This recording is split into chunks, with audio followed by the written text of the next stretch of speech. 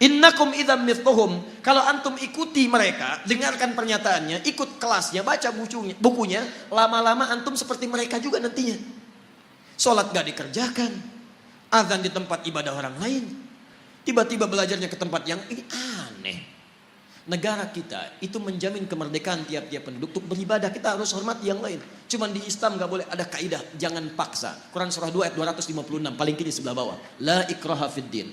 Antum gak boleh paksa orang lain pindah agama. Gak boleh, dosa antum. Kita tawarkan yang baik-baik.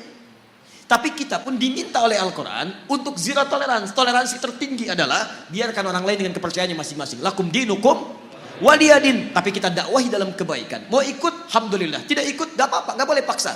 Dan setiap orang yang beragama dijamin oleh undang-undang negara kita. Pasal 29 ayat 1-2. Ayat 2-nya, negara menjamin kemerdekaan tiap-tiap penduduk untuk memeluk agamanya masing-masing dan beribadah menurut agama dan kepercayaannya itu. Beribadah menurut agama dan kepercayaannya itu. Kita saat beribadah kepada Allah, keyakinan pertama, yakin Islam yang paling benar. Itu ibadah tertinggi kita. Ibadah lisan.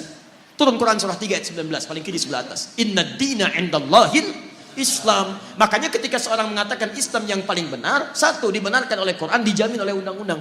Tidak salah untuk mengatakan Islam yang benar. Jadi kalau ada orang pintar mengatakan di sini, bukan cuma Islam yang benar, dia orang bodoh. Dia orang bodoh. Kalau dia muslim ya, kalau dia muslim, dia orang bodoh. Kenapa? Satu, dia tidak mengerti Al-Quran. Yang kedua, dia melanggar undang-undang. Kenapa antum melarang seseorang muslim untuk meyakini itu yang benar? Kita pun gak boleh paksa kalau orang Kristen mengatakan Kristen yang benar. Hindu mengatakan Hindu yang benar, itu keyakinan dia. Tugas kita cuma berdakwah, menyampaikan risalah. Mana di antara kebenaran itu yang menuju kepada Tuhan yang paling benar? Sampaikan kebaikan.